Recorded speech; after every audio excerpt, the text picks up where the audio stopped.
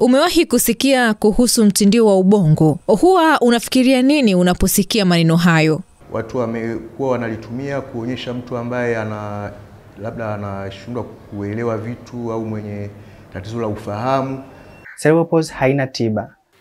Jamii kwa kweli uelewa sisi nadhani bado ni mdogo. Yaani hapo unakuta kuna imani za kishirikina. Katika kufahamu kwa undani kuhusiana na mtindio wa ubongo, twende pamoja katika makala haya.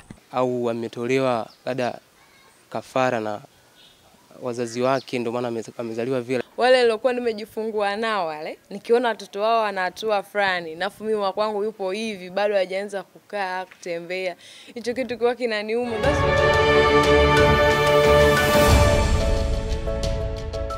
Mtindio wa ubongo ama cerebral palsy ni moja ya changamoto ya kiafya, ikitajwa kutokea kwa watoto wawili ama watatu katika vizazi 1000 duniani kote. Ni aina mojawapo ya tatizo la kwenye ubongo na mfumo wa fahamu ambapo mgonjwa anashindwa kutumia viungo vyake na linakuwa limesababishwa na itilafu kwenye ubongo, itilafu ya kudumu kwenye ubongo. Ni tatizo ambalo linatokea kwa watoto kwa sababu shida yote ambayo itauumiza ubongo au itauharibu ubongo ikaingiliana na ule ukuaji wake wakati ubongo ukiwa bado mchanga, ndio inapelekea hiyo tatizo la mtindio wa ubongo. Kwa hiyo sababu zinaweza zikagawanywa kwenye maeneo matatu, nategemea imetokea wakati gani. Kwa hiyo inaweza katokea wakati wa mimba, mtoto akiwa tumboni kwa mama yake, viko visababishi ambavyo vinaweza vikatokea vikauumiza ubongo au vikasababisha ule ukuaji wa ubongo usiendelee kama kawaida. Kwa mfano inawezekana kukawa na infections ambazo zimetokea mama akiwa mjamzito, unaweza kukawa na itilafu za genetic za vile vinasaba, na wakati mwingine maumbile tu ya ubongo yanaumbika vibaya tangu mtoto yuko tumboni. Lakini inaweza pia ikatokea wakati ule wa kuzaliwa. Kipindi cha kuzaliwa kama labda uchungu umechukua muda mrefu, mtoto akatoka kwa shida sana au amechelewa kulia wakati ule wa kuzaliwa, ambapo ubongo utakosa oxygen, kwa hiyo unapata madhara na mtoto anapata hiyo hali ya mtindio wa ubongo. Lakini pia inaweza katokea baada ya mtoto kuzaliwa, mtoto amepita kote vizuri, mimba imeenda vizuri, kuzaliwa kumeenda vizuri, lakini kile kipindi cha miaka miwili ya mwanzo kukitokea shida yote ambayo imeumiza ubongo, kama labda uambukizo kama ile meningitis au infection ya kwenye mfumo wa fahamu, au kupata ajali mbaya ya kichwani au ajali ya kichwani, kuumia kichwani, ama mtoto anaweza kawa amepata manjano ile ya uchanga. Kwa hiyo chochote ambacho kitaumiza ubongo na kuingiliana na ule ukuaji wa ubongo ambao bado unakuwa, ndio kinaleta hiyo shida ya mtindio wa ubongo. Sio lazima irithiwe, lakini inawezekana kukawa na itilafu za kwenye hivyo vinasaba ambavyo vikafanya ubongo usikue kama ambavyo tulitegemea. Kwa hiyo sio lazima kurithi. Inawezekana labda ni itilafu tu zinazotokea zenyewe, inawezekana ni labda zimechangiwa na infection, inawezekana ikawa sio lazima iwe ya kurithi. Mtoto mwenye mtindio wa ubongo pia anaweza akawa anatoka mate mdomoni. Kwa hiyo wako ambao wanapata athari kwenye misuli ya mikono na miguu, lakini pia na misuli hii ya kwenye uso ya mdomoni ya kumezea. Kwa hiyo inategemea ni eneo gani lililopata athari. Kwa hiyo sio ajabu mtoto mwenye mtindio wa ubongo pia kuonekana anatoka mate au anashindwa kuongea au anashindwa kutafuna, anashindwa kumeza. Utakuta ni ile misuli imepata athari kutokana na eneo la ubongo ambalo limeathirika. Mtindio wa ubongo huathiri hatua mbalimbali za ukuaji wa mtoto, ikiwemo kutambaa, kukaa, kusimama na kutembea. Husababisha mtoto kushindwa kudhibiti viungo vya mwili wake, na hivyo husababisha watoto wenye hali hii kushindwa kufanya shughuli mbalimbali kwa kujitegemea. Ilikuwa inaniumiza sana sana, hata kuna sehemu ukipita watu wanamshangaa mtoto, wanabaki wanakuangalia. Alimuona sema kwani ajabu, kwa nini hivyo ananiangalia? Na maana wa kwangu ndo wa kwanza. Hivyo saa nyingine unaweza kupita sehemu watu wanakusema yule kumbe kuna vijana wa sasa hivi wanazaa watoto wenye changamoto kama vile. Kati ni vile tu ni magonjwa kama mengine na Mungu anavyokuandikia. Kumficha hapana, ila kitu ambacho kilikuwa kinaniuma wale waliokuwa nimejifungua nao wale, nikiona watoto wao wana hatua fulani na mimi kwangu yupo hivi bado hajaanza kukaa kutembea, hicho kitu kilikuwa kinaniuma. Basi wakija hata kunisalimia nilikuwa najisikia vibaya hata kutoka nao hivyo, lakini kusema kumficha hapana, najiamini natoka na mwanangu. Maisha yangu kweli yalikuwa magumu kwa sababu nilikuwa naomba misaada ya kuomba kwa watu. Kwa hiyo mtu akikupa msaada anakupa, lakini akiangalia wewe ni mtu ambaye unakaa tu na mtoto, una unachosaidia. Ukigeuka ni mtoto, una unachosaidia, watu wanakuambia sisi msaada wetu umeishia hapa, tunaomba utafute sehemu nyingine. Kwa hiyo ilikuwa ni maisha magumu. Nilikuwa ni mtu wa kulia kwa sababu sasa kama mtu nakataliwa niende wapi? Yaani kwa hiyo nilikuwa ni mtu maisha ambao ni mtu ambaye nimekata tamaa, ilifika hatua natamani kumkimbia hata huyu mtoto. Kwa sababu huyu mtoto alikuwa anakula kawaida. Nilipofika hatua alikosa lishe, akawa na lishe duni. Kwa hiyo akawa ameingizwa kwenye utapiamlo. Baada ya kuingizwa kwenye utapiamlo, tukaenda hivyo mtoto akaja akaugua homa kali iliyompelekea kupata degedege. Ile degedege aliyopata homa kali nikaambiwa nikalazwa ICU mwezi mzima. Alipotoka mwanangu nikaambiwa mtoto hataweza kula peke yake kwa maana hiyo alikuwa hawezi kujisaidia mwenyewe, alikuwa hawezi kukojoa mwenyewe, alikuwa hawezi pia kula mwenyewe. Kwa hiyo nikaambiwa nimsaidie, kuna namna unafundishwa kumsaidia ili akojoe. Baada ya hapo na nikamshukuru Mungu, mwanangu alirudi kukojoa na kujisaidia kawaida. Lakini kwenye kula ndo alishinda. Kwa hiyo akaniambia tunahitaji tumwekee support ya wanaita mpira wa support ya kumsaidia. Namshukuru Mungu mwanangu aliwekewa mpira, lakini ule mpira ni changamoto. Mimi mama sina hela, ule mpira hutumii bima.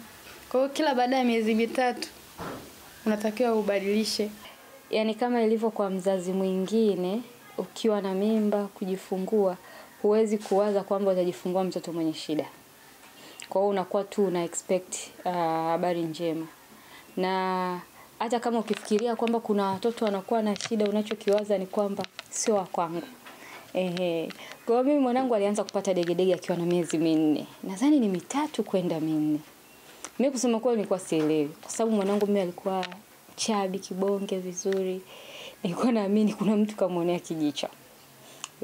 Kwa hiyo nilikuwa tu nikimwona anapata ile hali na muombea. Yaani sikuwa nawaza ni jambo jingine mpaka siku moja shemeji yangu akamwona amepigwa na degedege. Akaniambia wewe mtoto ana degedege. Nikamwambia hapana, pepo hilo. Nikaanza kuomba na degedege zake zilikuwa zinadumu kwa muda mfupi. Haifiki hata dakika 1, ni ndani ya sekunde. Kwa hiyo unajua kuomba ndani ya sekunde chache. Afu unaona mtoto karudi kawaida, unaweza ukaona ni kwamba ni nini majibu yamejibiwa. Kwa hiyo nikampeleka hospitali, daktari akaniambia, ikampiga mbele ya daktari. Akaniambia conversion. Nikamwambia shemeji yangu kaniambia degedege conversion ni kitu gani tena? Akaniambia ndio huko.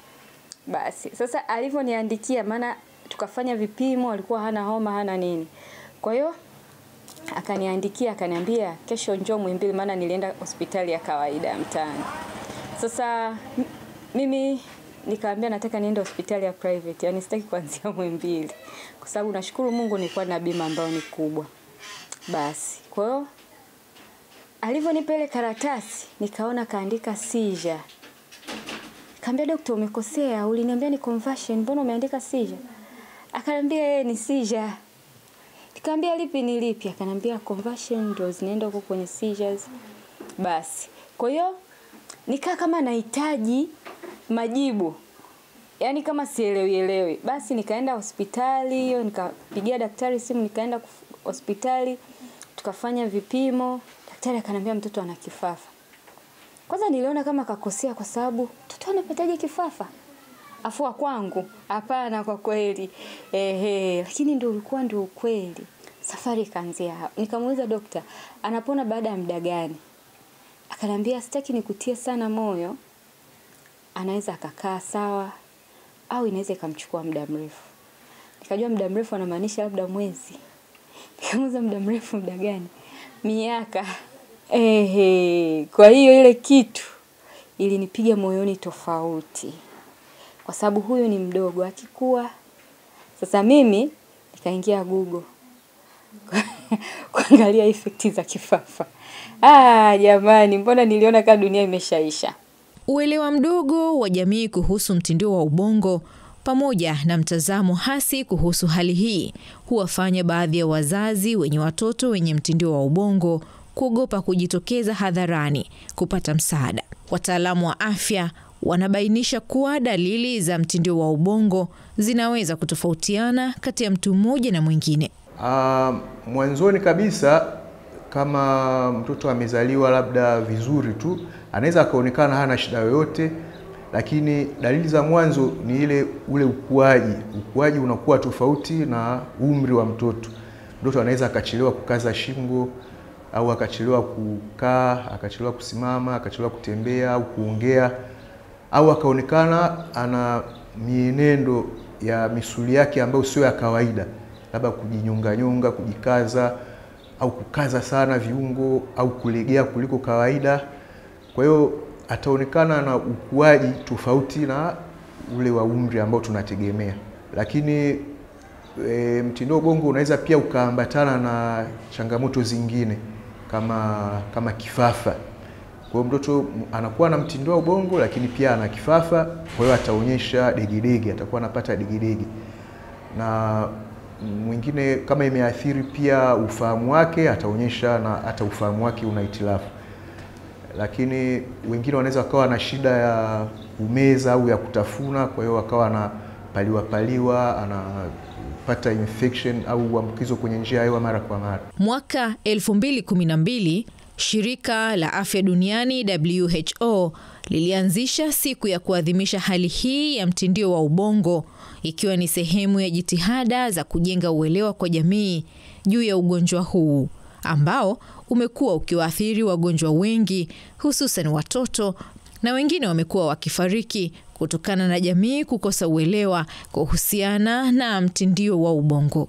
Lakini je, jamii ina uelewa gani kuhusu hali hii? Mimi kwa jinsi ninavyoelewa na ninavyosikia ni kwamba wanasema kwamba ni mpangilio, yani mtu akiwa anameza dawa za mpango, yani uzazi wa mpango ule, anashindwa kupangilia, yani anajikuta mimba imeshaingia, kwa hiyo yani inamkuta kwamba yani hakujipanga kwamba anaenda kubeba mimba. Kwa hiyo matokeo yake anajikuta ameshazaa mtoto mwenye kichwa kikubwa, mwenye mtindio wa ubongo, taira, ndivyo ninavyosikia hiyo wanasema. Yani watu wanabaki tu na kushtuka na kushangaa na kutengwa. Pale bwana, yani hivyo yani. Yani wanakuwa na minongono mingi ya chini kwa chini. Maneno mengi tu yanakuwa yanasemwa tu hivyo kana vile ninavyosikia. Jamani huyu. Yani kitu wao kwenye ukoo wanazungumzia labda ukoo, kuna ukoo au watu wanazaliwa hivyo. Kwenye ukoo wao kulikuwa 1 2 3.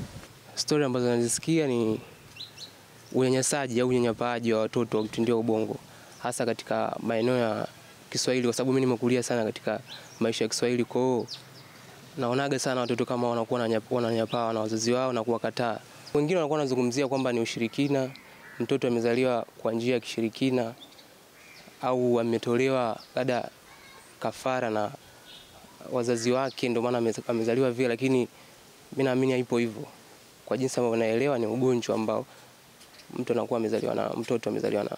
Mimi ninavyoona watu wenye hali ya utindio wa ubongo, cha kwanza ninachokifikiria ni jinsi ambavyo wanaweza kusaidika, kwa sababu pia nimekuwa katika mazingira ya kukutana na wataalamu ambao wanafanya hizo kazi za kuwasaidia watoto. Kwa hiyo kila ninapoona, kinachokuja akilini kwangu ni kwamba familia nzima ina kazi au ina jukumu la kumsaidia yule mtoto, kuanzia kumpeleka katika hao wataalamu na pia pamoja na kumsaidia katika mambo ya lishe, mambo ya kutengamaa na kumsaidia kujitegemea kadri iwezekanavyo kulingana na changamoto yake. Alikuwa ni mdogo wangu, kwa niliishi naye nyumbani.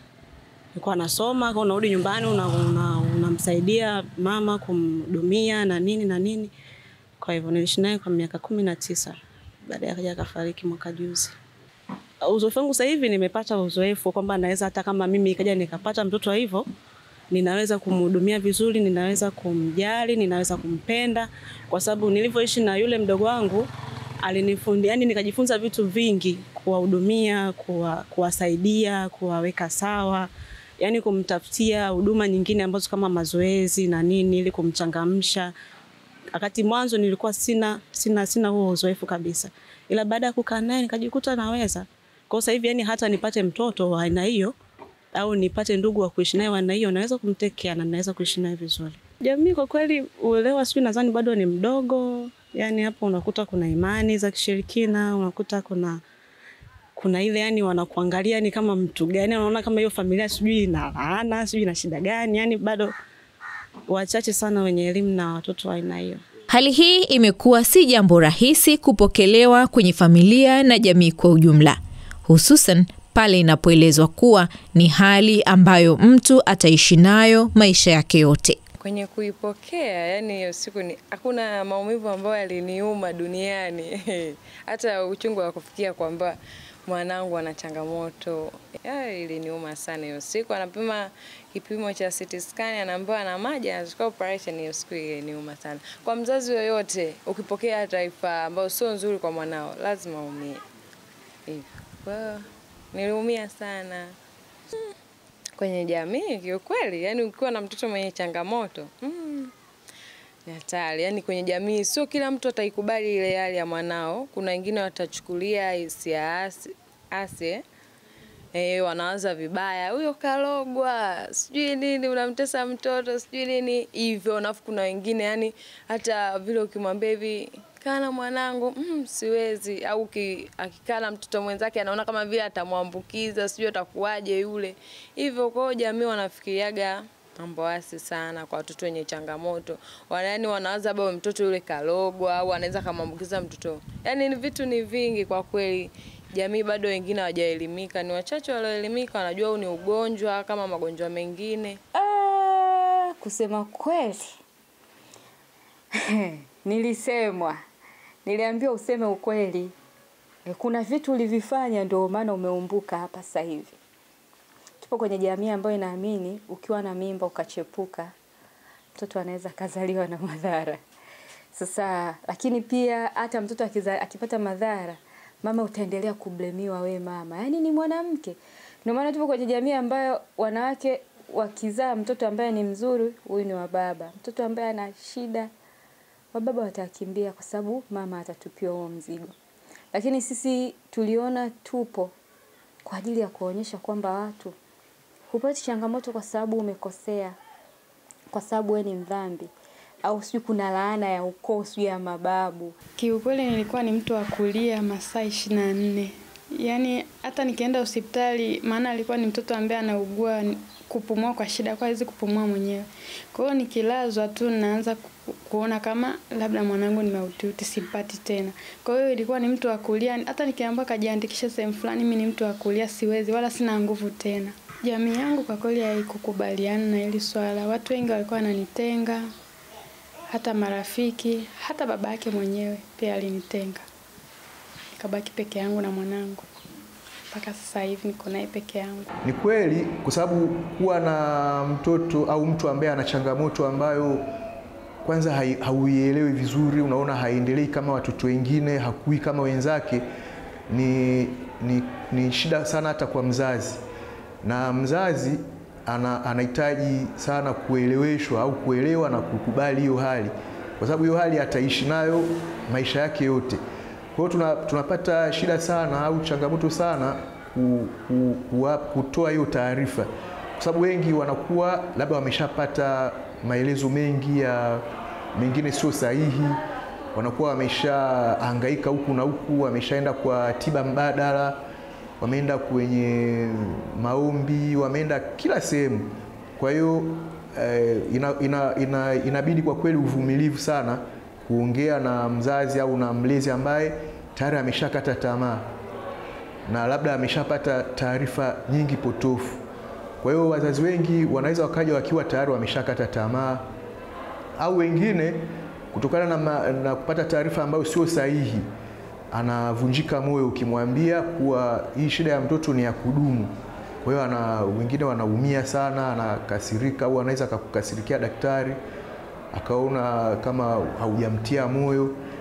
Lakini kwa kweli ni ngumu sana, pia inabidi mtu aelewe na inachukua muda.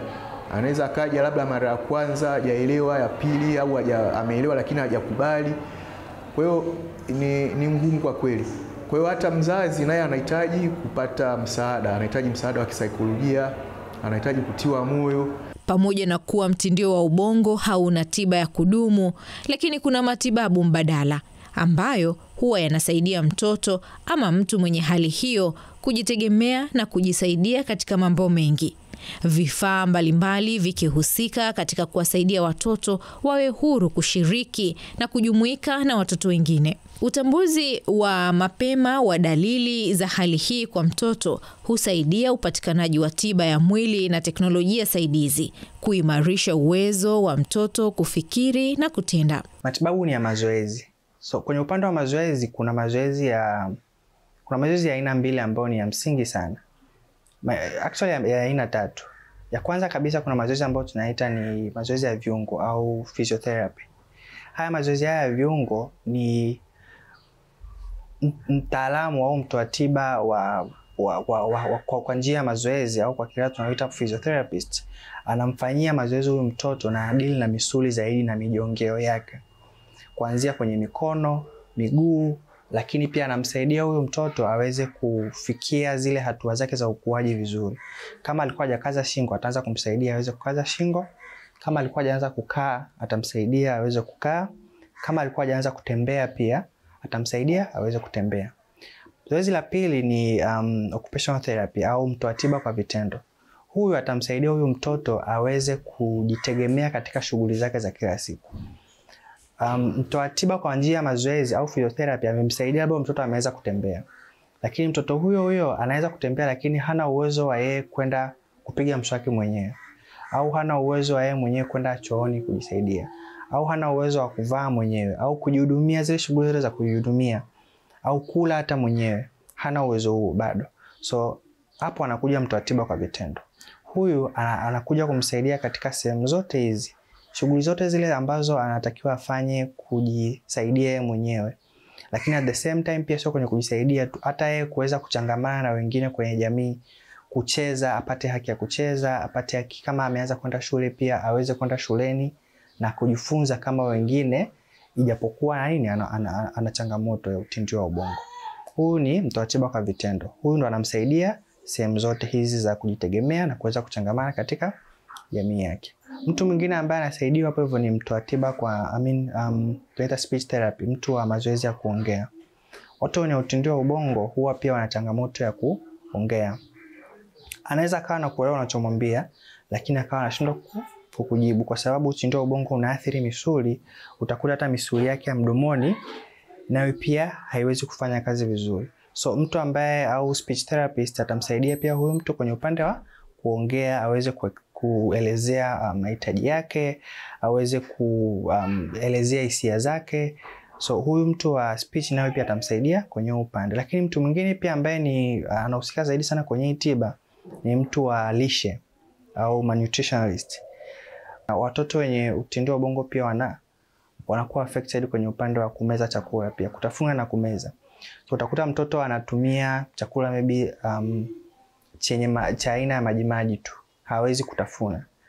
Na chakula cha aina ya majimaji ina maana inabidi kila kitu inabidi ukiandae, ukiblend au ukiwe kwenye form of liquid mtoto aweze kukila vizuri. So atakuwa limited kupata nutrients tofauti tofauti kutoka sehemu tofauti tofauti au kutoka kwenye vyakula tofauti tofauti. Hence lishe yake pia inaweza kuwa ni changamoto. So mtu alishe akija akiingia hapa hivi anaweza kusaidia na kwa kushauri ni aina gani ya vyakula apewe pia zaidi, au ni aina gani ya madini yamekosekana sana inabidi apewe zaidi ili aweze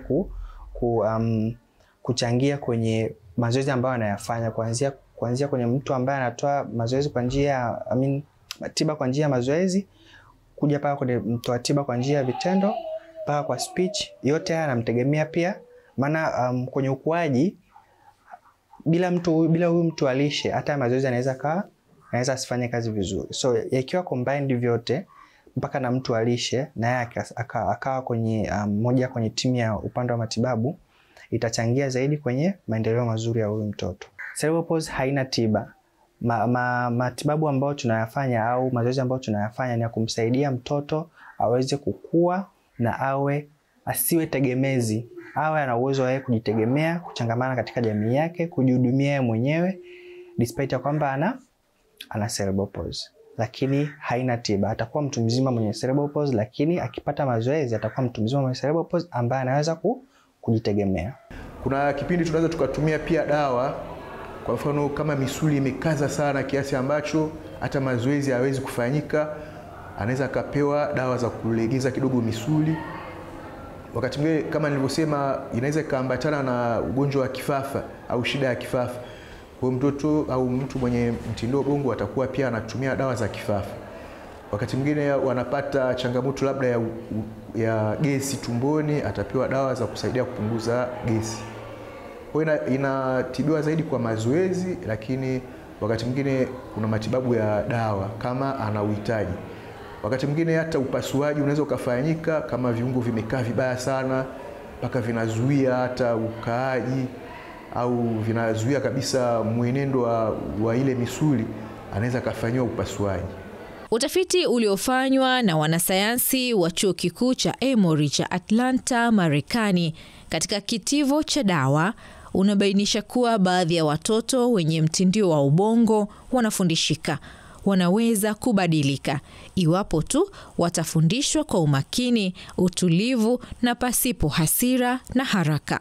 Watoto wa aina hii inashauriwa wapewe nafasi ya kujenga urafiki na watoto wenzao wa rika lao, wasitengwe, wachanganywe na wanafunzi wenzao, wasiwe na matatizo ya akili, japo hata kwa nusu siku. Kitaalamu, utaratibu huu huitwa mainstreaming. Wajenzi wana msemo wao wanaosema zege halilali. Baadhi ya wazazi na walezi wa watoto wenye changamoto hii ambao wamekuwa mashuhuda wamesema watoto wenye hali hii huwa wanapitia changamoto nyingi. Mimi nashauri wajikubali, wajiamini, ndo baraka walizopewa na Mwenyezi Mungu. Mimi nimemkubali Rahma wangu, najiamini naye, nampenda mwanangu, namjali. Hivyo na pia ukijikubali, ukimsamini mtoto, ukampenda kwa mapenzi yako ya dhati, hata milango mingine ya baraka inafunguka. Mwenyezi Mungu anakufungulia milango, anakufungulia njia, kila gumu kwako anakufanyia wepesi. Na nawaambia pia wazazi ambao hawa wenzetu wa baba ambao wanaona kama mwanamke ndiye amekuja na mkosi. Sio mwanamke amekuja na mkosi. Ile ni bahati mbaya tu, kama bahati mbaya. Yaani namwambia yule baba amlee mtoto wake, ampende mtoto wake, ile pia ni baraka kwake. Hao watoto wanapata huduma kama kawaida. Kwa hiyo wao wenyewe wawapende watoto wao, wawafanyie huduma. Kama ni kama ana mke wake, basi ampe huduma zote kwa mtoto wake, hata kama atamkimbia, lakini huduma kwa ule mtoto atoe. Ndugu yangu, nilizunguka makanisa karibu yote kutafuta uponyaji. Kulea mtoto mwenye mahitaji maalumu ni extra cost za kaida. Wakati wewe unawaza kuacha Pampers, sisi ndio bado tunajiuliza saizi kubwa shingapi, kwa sababu ni gharama. Leo hii ukiniuliza kitu gani ni kipaumbele kwangu, mimi dawa ni kipaumbele, vifaa vya mazoezi ni kipaumbele, sijui kila kitu ni kipaumbele. Hizo Pampers sijui wa diaper kipaumbele, sijui mfanyakazi ni kipaumbele, sijui nguo, vitambaa vya kujifutia yani kila kitu ni kipaumbele. Kwa hiyo unaona hizo zote ni extra cost. Wakati mtoto akifikisha miaka 2 kuna vitu unaanza kusahau, 3, 4 shasahau masuala ya kukojoa kitandani, labda tu mtoto ana shida. Lakini sisi kwetu mpaka mwanangu sasa hivi anaenda miaka 9, ni wakulisha, wakubeba, ukimweka hapo utamtoa umpeleke pale. Akijisaidia umfute, umeona. Nani ana mwili unakuwa ni mzito. Mtu atakuja kwambia tembo hashindi mkonge wake. Lakini sisi wamama wenye watoto wa hivi tunaumwa migongo. Wote ukimuuliza atakwambia naumwa mgongo, ninaumwa shingo, ninaumwa mkono. Hizo zote ni effect tunazozipata. Lakini hata atuangalie afya yetu, kwa sababu tumeconcentrate kwa watoto. Kwa hiyo ni struggle kubwa, lakini mimi naomba tu jamii iwe na huruma. Iwe na huruma. Yaani uko hapo mtaani unamwona mama ana mtoto mwenye shida, usiende kutafuta mama huko mbali. Anza na huyo wako kwa mtaani. Hata kama unaona maisha yake ni mazuri, ana struggle ambazo hata hawezi kukuelezea. Ukimpa sikio utakuwa ni mkombozi wake. Kwa hiyo ujumbe wangu kwa Watanzania ni kwamba kwanza kabisa waelewe kuwa mtindio wa ubongo sio shida ya akili, yani wala sio shida ya ufahamu.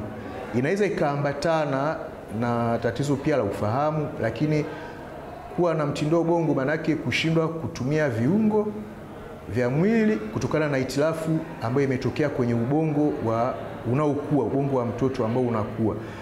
Kwa hiyo kwanza kabisa tuepukane na zile imani potofu za kuamini kuwa ni tatizo la kulogwa au ni shida ya kutokana na labda mazingara au kulogwa au kutupiwa jini au sijui mtu amemuonea mtoto wako hivu.